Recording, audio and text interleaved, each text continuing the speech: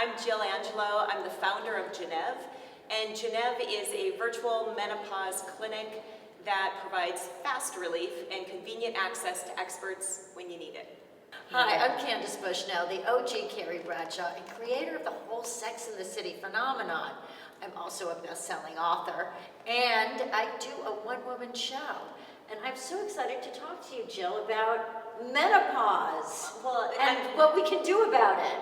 Well, you know, I think there needs to be more conversation like this. So thank you for joining me and for joining the Geneve audience to talk about this important topic. Yes, and I think that people don't talk about it enough. I mean, when I was going through menopause, people were not really talking about it. And, you know, as I like to say, I really didn't even know that I was going through menopause. I had symptoms. You know, I had the brain fog and, you know, the menopause bloat. And I probably was in a bit of a bad mood, but I didn't know that these things were caused by menopause. And so let's just go into that, because I think so many women are in the similar place as you. They've gone through menopause, they didn't know, or they might be going through it now and they don't know. Looking back on that time, do you wish that you would have done something different? I actually do. I actually do. And I definitely would have come to your website, Geneve, and have gotten, you know, all of the help there, and definitely have used that as a resource. And in fact, I have friends who are now going through menopause, and I say to all of them, you know, educate yourself, find out what you can do to alleviate symptoms, etc. Because I didn't do any of that, and I actually wish that I had. I wish that there'd been, you know, more research and more options. Yeah. You know, let's talk a little bit about the fact that women don't talk about menopause. Now, things have changed over time, but why do you think it is that women just are really scared to talk about menopause? Well, I think there are a lot of reasons. Number one, when you talk about menopause, you are admitting that you are a certain age. Usually menopause happens around 50. And, you know, there is a reluctance on women's part to acknowledge their age, or there has been traditionally. And also, you know, part of it is that our society tells women that, you know, their value is being a mother and a wife and, you know, being reproductive. And when you're going through menopause, you're no longer reproductive. So I think that that's a struggle for women. They have to reimagine who they are in the world in a different way. And I do think that that is one of the challenges, because women are told, you know, traditionally their whole lives that your value is really in being a mother. And, you know, that's something that changes. So I see menopause as a time for women to reinvent themselves and also to do different things with their lives that they maybe hadn't had time to do before. Yeah. So I see it as a really positive new phase in women's lives. Well, let's unpack that a little. And first, can I ask you to share a little bit about your own menopause experience? Yes, I mean, I was definitely probably like premenopausal when I was around 48, and I noticed some changes. I mean, one change was that, I mean, honestly, I wasn't so interested in having sex with my husband anymore, and that actually wasn't such a good thing. And I went to the gynecologist, and her response was, oh, just have a glass of wine and relax. Well, that's probably not really going to do it. And so that was very frustrating. And then I also found that I gained a lot of weight around the middle, my clothes didn't fit, and actually neither did my shoes. I think my The shoes. I know, the shoes. I think that my feet actually got bigger. I didn't have hot flashes during the day, but I did have the night sweats, which was disturbing. You know, waking up just, you know, sort of soaked. The sheets are soaked in your t-shirt, and you think, like, what's going on? And then there was one time when I was doing a lecture, and in the middle of the lecture, in front of all of these college kids, I had a brain freeze. And I was just standing there like, what comes next? Oh my God. And it was actually mortifying. And I had no idea what was going on. I didn't know that these were all symptoms. So I had menopausal symptoms, but I did not know what was going on. You know, at the time, did you talk to anybody about it? Did you confide in people? What did you do? I didn't actually talk to anybody about it. And I think, you know, traditionally, it is something that women don't really talk about. You know, I think if you're married and, you know, you have kids, maybe your kids are leaving the nest or whatever, it's just something that people don't talk about that much. Now I think there's been a huge sea change, and I think that we are talking about it. I see more and more acknowledgement of it, and, you know, and discussion and you know, things to do about it. It's not a secret anymore. Yeah. Well, and why do you think that change has happened? Why are people more comfortable talking about it? Because you know, obviously I'm very close to the topic. Right. I see it in the media. It's wonderful that the conversation's alive, but what do you think's changed?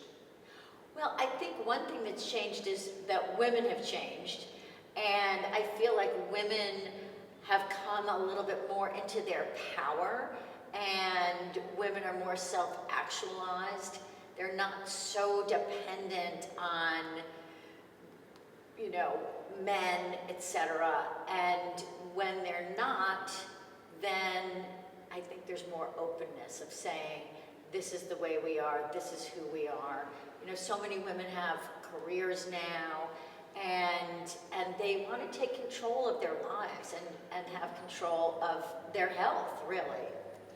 You know, I think you've played a huge role in in society and changing the perception of what women can talk about. They're realizing their own power. You've been part of this change. So, first of all, thank you. I think, you know, I don't know that I can find anybody who hasn't read or seen Sex and the City or can identify with any of the characters. You know, it's just so, it's an iconic moment in our lives that have brought us to now. When you look at what you created and what you wrote so many years ago and how it's played a role in women's empowerment now, what are your thoughts? Like, how would you summarize that? Well, I think that, you know, a lot of things in society have changed and, you know, continue to change. And it really is about women being more independent. The Sex and the City years are now also a time that women all over the world have in their lives, where they go to college, but they're not going to necessarily go and get married and start having kids. So there's a time, the Sex and the City years, when they have lots of girlfriends, they're finding themselves, they're finding their careers. And, you know, for some women, they may, in a sense, continue those Sex and the City years. You know, not all women today are going to get married and have kids. So that's something that I think has changed. I mean, it's more about self-actualization. Is there anything as part of that kind of movement, if you will, that was unexpected or that surprised you? You know, I think what's interesting to me is how when women are given opportunities, they take them. And they do such a great job with them. So I think that's what's really been interesting to me. And, you know, all of the kind of cliches, I'm in my 60s, so I really grew up in a sexist time in the 60s and the 70s and the 80s. So for me, there's just been a big change, you know, in the last 60 years, which, you know, I think if you're younger, you maybe take these things for granted, but we didn't. And it's always amazes me, like, how independent young women are these days. And you know, they're just going out there and taking the world by storm, being independent, having careers, looking after themselves, not relying on, you know, men to make their lives. So let's talk about your role models, because obviously you've been a role model, I think, for many women, including me, you know, in terms of, again, giving us a voice and helping us see examples of really empowered women. Who were role models for you? You know, I don't know if I really had so many role models. I always say to women, it's about developing who you are, and everybody is unique. And I mean, I would say, of course, you know, my mother was a role model because she started her own travel agency when I was 8, and so she was working and she had a career.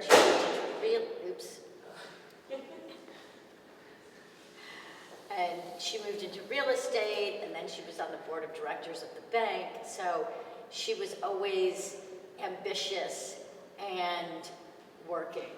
And my father was he ended up being very supportive of it, but in the 70s, when she first started making these changes, yeah, he was a little grumpy about it, you know, as men were, because it wasn't the status quo.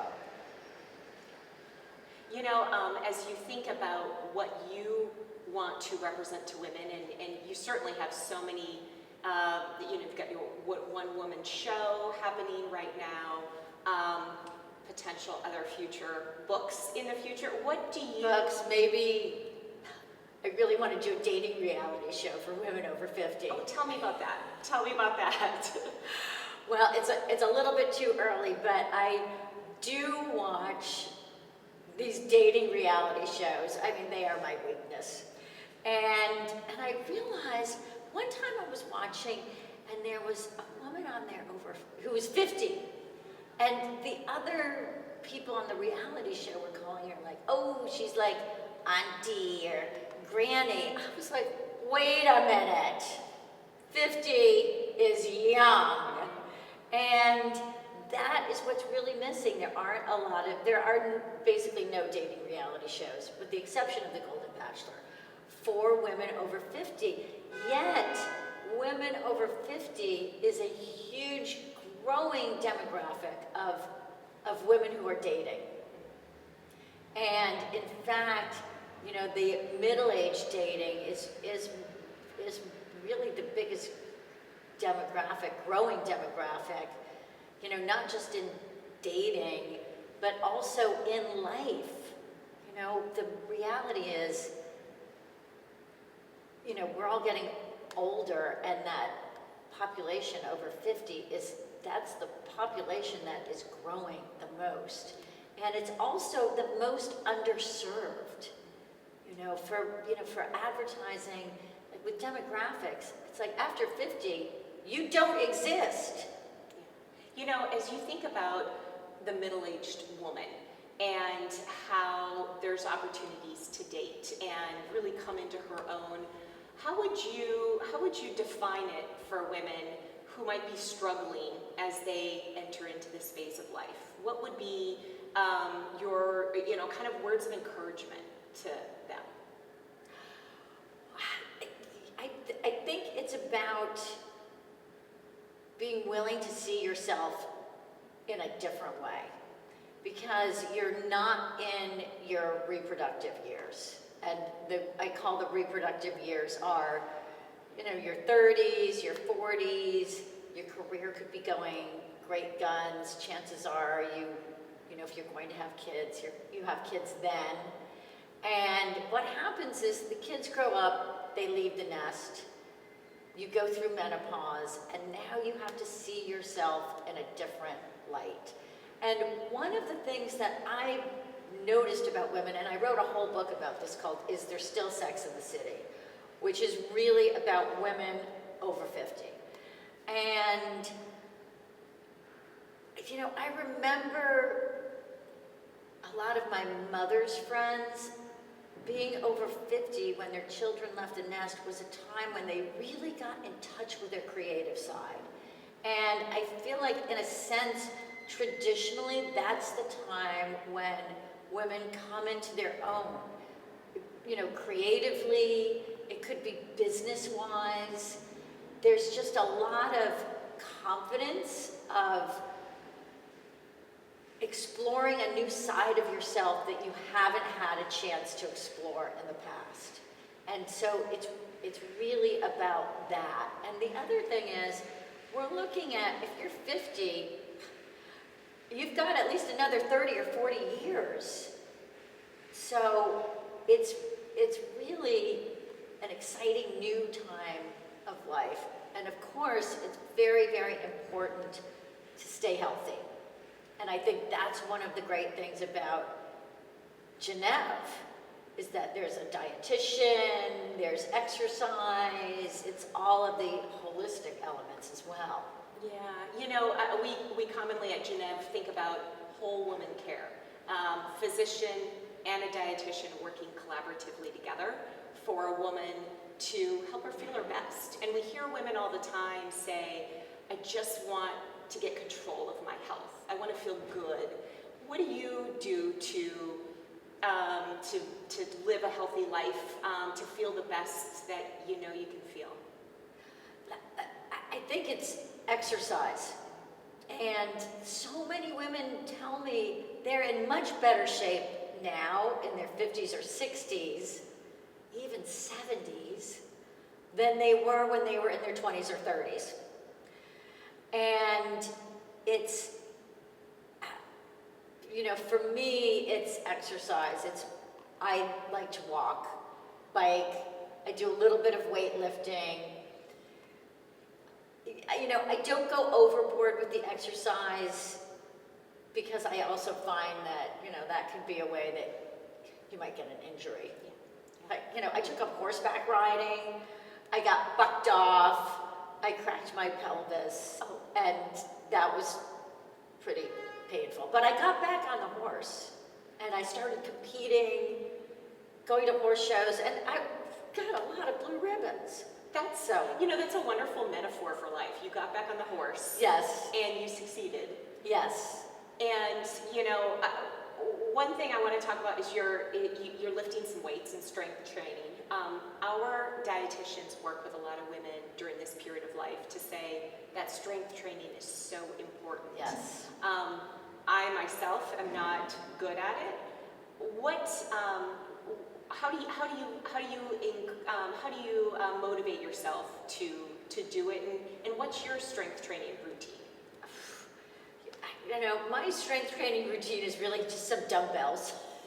It's whatever you can get your hands on, right? And when I first started writing, I wrote for Self magazine. And I wrote a lot of pieces about exercise. So I have a pretty good knowledge of, different exercises to do with the dumbbells. And I don't particularly like going to the gym and doing the machines. I have done that in the past, and you're supposed to do it until muscle failure. Well, I don't like the word failure. I was like, this is too depressing. I'm failing like every 5 minutes. So I just do the dumbbells. I have a little routine that I do. I do them, 4 days a week. And I think the key with exercise is if you don't feel like doing it, just do it for 5 minutes. You do it for 5 minutes, 5 minutes becomes 10 minutes, you start to get into it. And honestly, it's the same thing with writing a book. It's the same discipline. Listen, nobody wants to get up and sit at their computer and write for 6 hours. And there are a lot of times when I get up and I'm like, I got nothing. I've got nothing in my head. What I've learned from doing this for 30 years or longer, 40 years, is that just get up and, do anything, write anything, write, what you ate for breakfast. And that gets you into the rhythm. So it's really just about getting started and then let the momentum take you from there. But that's the hardest part, is just getting started. But if you can do that, just pick up that little 5-pound dumbbell and a couple curls. Before you know it, you're like, Well, let's also talk about exercise and mental health. Yes. It's the reason why I exercise. I think, what's the correlation? Have you struggled with, I know a lot of women in perimenopause and menopause struggle with anxiety. yes. And exercise plays a big role in helping to control that. Don't you agree? Or did you experience that? Absolutely. Yes, absolutely. I have to say, I felt a lot of anxiety my whole life. Right? Anxiety is not new to me. And I actually feel like I felt it more when I was younger, because I was always like, I don't know what's going to happen.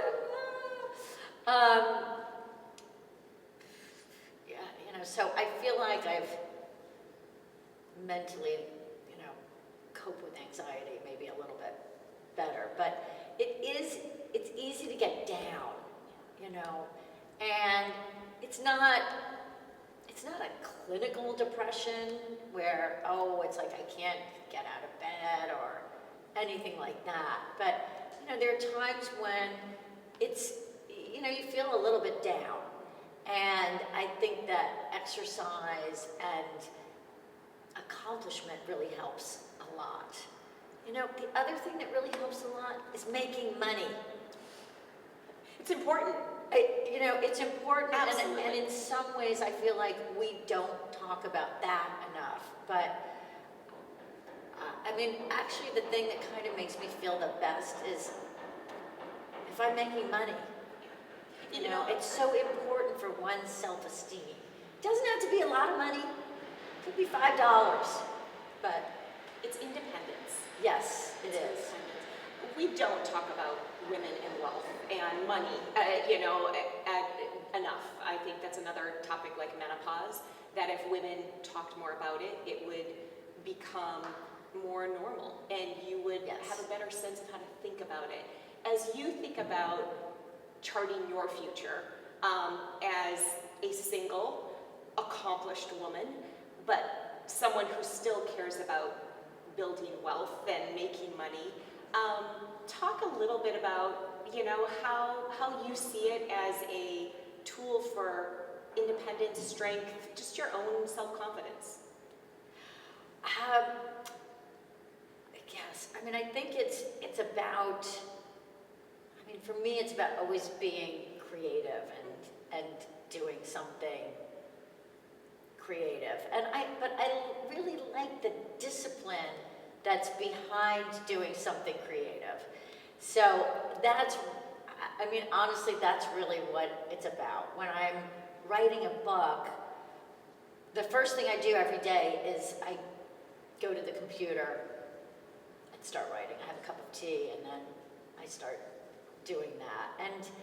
And it's, it's an overall sense of accomplishment, I think, that keeps one going. And also feeling like you have a message. And what do you feel your message is? I think my message to women is to be independent and to, don't buy into what society tells you you should do, you should think, and you should feel. And I'm going to start working on a book now about, it's supposed to be my memoirs, but I realize that my memoirs are really about striving to be an individual in a world where so many women are told that you still somehow have to be attached to a man really just to access the income stream. And, it's that struggle of how do I maintain myself as a person in this world that's telling me that I'm secondary. And it's still a message that women need to hear, I think. But I see it happening all over the world. Women are, from China to Korea, to TikTok in the Midwest. Women are becoming much more independent. We'll pause. We're gonna pause. Good. So when I went through menopause, I experienced what so many women do, which is the weight gain around the middle that you just cannot get rid of. How could Genevieve help? Yeah, it's something we hear all the time from women. Maybe it's the most common complaint or change that we hear from women is the weight change, weight gain, and even shifting of weight. Yes, you feel like you have a completely different figure, and yes, it's like, yes. it's not great. Yeah, it's dropped from here to here. Yes, exactly. So we have obviously dietitian nutritionists on our team, as well as obesity certified OBGYNs. And so they meet the patient where she's at. If she wants to feel healthy and adjust lifestyle, she can work with one of our dietitians on a plan that works for her. And I think the big thing that our clinicians often stress is that you don't need to radically change your life. Or, the first question is, what am I going to have to give up? And we want it to be sustainable. So it's got to be something that you can actually still, maintain but enjoy life. Not have to suffer through, eating things that don't give you joy. And so our dietitians will work on a plan with you.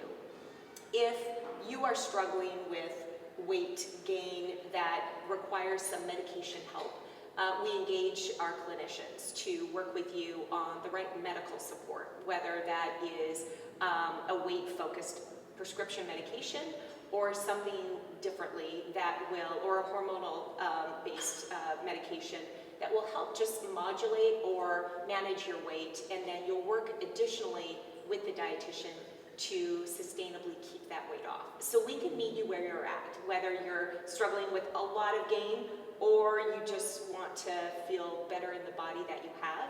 And it's going to be a new body. It won't be the body that you had when you were 25, but we want you to be happy in the body that you have at this age and that you can have.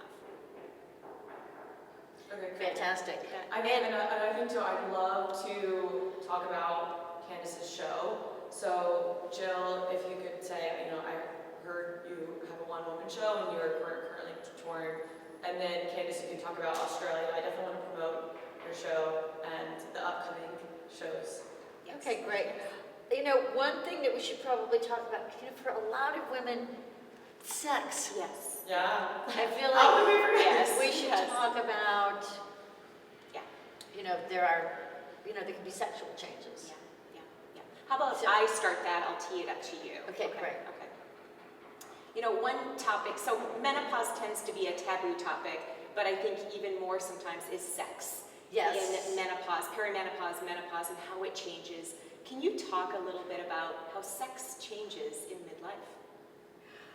Well, it can be kind of horrifying and frightening because there are definitely hormonal changes, and sex can become painful.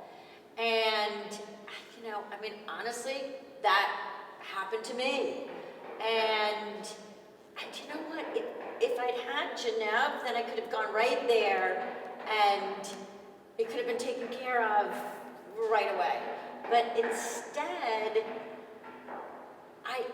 I just didn't really have any knowledge about what to do or what could be done. And now there are a lot of new products, etc., out there that help and really make a difference. But interestingly, one of the things that I've discovered is that some women are really freed after menopause to have sex. And I know so many women who say they are having the best sex of their lives. And I mean, this could be women from 55 to 70. So it actually, if you can get it figured out, it really can be like some of the best sex you've ever had, because I think women feel free. Yeah, And strangely, even though our bodies change, maybe one of the gifts is that one kind of feels a little bit more comfortable in your body. Like when I was in my 20s, I was like picking away at like, this is wrong with my body, that's wrong with my body. Now, I guess I'm just sort of happy that I have a body. Yeah, but I feel much less critical of my body, and there's a freedom in that. So many women who come to Genève and work with our physicians or our dietitians come for a symptom like weight gain or, anxiety or hot flashes, but almost every conversation ends up talking about sex. Right. Our clinicians know how to ask the right questions and really get at the underlying, just kind of lack of confidence or the pain that women might be experiencing. When we don't talk about things, we don't realize how common something might be, and I think Right. the changes relative to our having sex and the way it feels and experiencing it, we don't know that it's common during this time of life. And I think Yes. just talking to somebody who can ask you questions and then offer suggestions around, whether it's products or ways to think about it, is really, really important. Absolutely, yes. Is that Awesome. a good? Yeah, that's good great. Okay. And then if we could do promotion Of the show. Candace's Okay. show. Okay. Okay. I'll start. Candace, you are on another, just venture in life, and that is a one-woman show. Tell me about the show. Where have you been? Where are you going? Well, the interesting thing is, this is a real example of women doing something that's very different after menopause. So doing a one-woman show, which I wrote and I star in, was something that I never could have imagined back when I was in my 20s. Like if you told me you're going to be doing a one-woman show and you're going to do it at the London Palladium, I really would have just laughed. It would have seemed impossible. But to me, it's really an example of,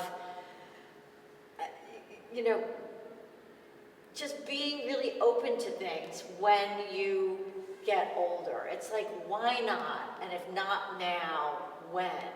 So I really took this big chance of doing this one-woman show, and I've done it in South Africa, I've done it around the UK, I've done it in Italy, Canada, I've done it in New York. I did it off-Broadway in New York, and I tour it around the country, and I'm going to Australia. So it's really been a really different part of my life and a really different phase of my life that I never expected would be a part of my life now. So I think it's really an example of how, we can take on something new and succeed at it and really get a fulfillment from it. What motivated you to write and direct and star in your own show? It was partly the pandemic. And I met somebody who said, I think you could do a one-woman show. And I said, yeah, you know what, I'll give it a try. So I'll write something. And I wasn't really expecting it to take off, but it did.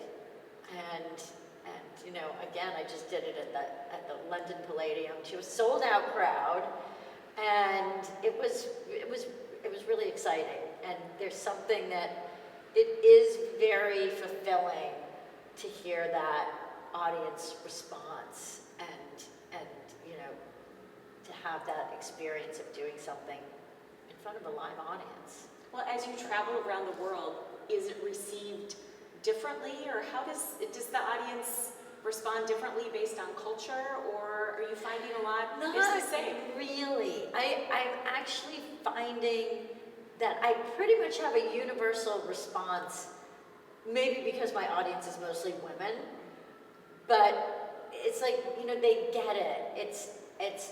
I do kind of poke fun at, you know, relationship conventions and that sort of thing. And it's also really the origin story of Sex and the City.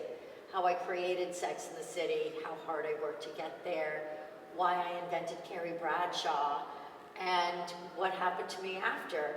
And it's mixed in with my life story and some little saucy, naughty sex stories as well.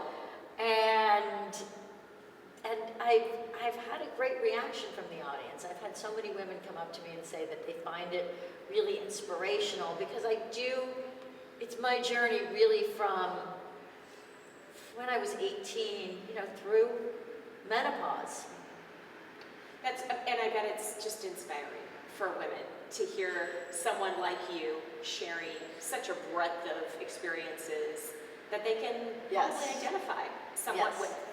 Yes, and of course it goes back to your girlfriends are forever and the importance of female friendship. There's nothing better. Love it. Yay. Okay. So this is not that.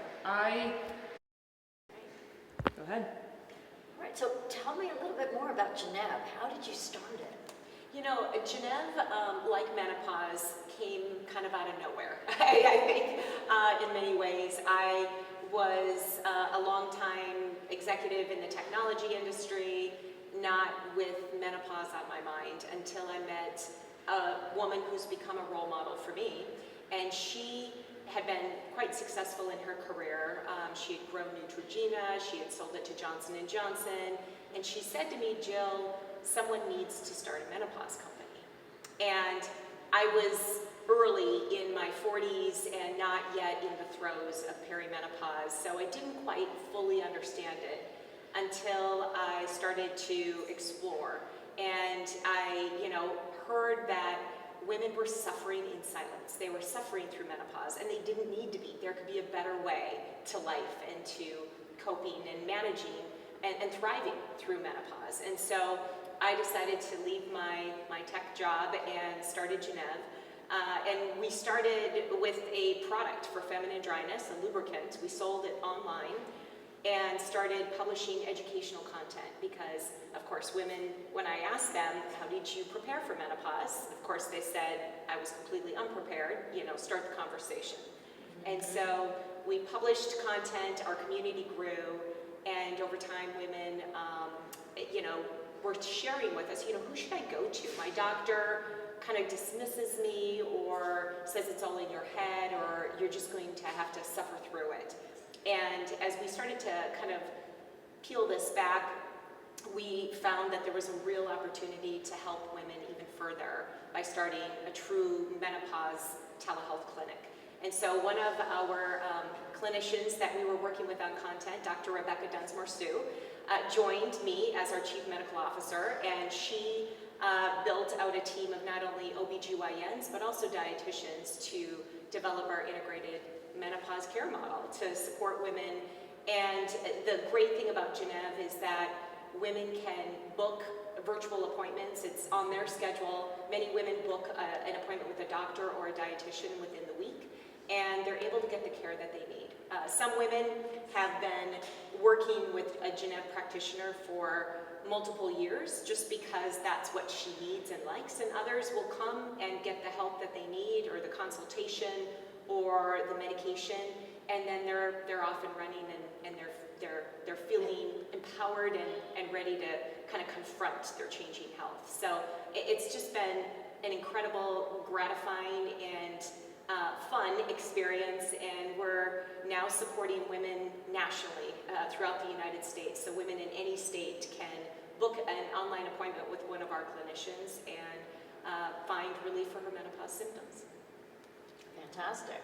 Candace, what is one piece of advice you would give to a woman going through menopause? Hang in there. Absolutely. It's actually the beginning of what should be an exciting new phase of your life.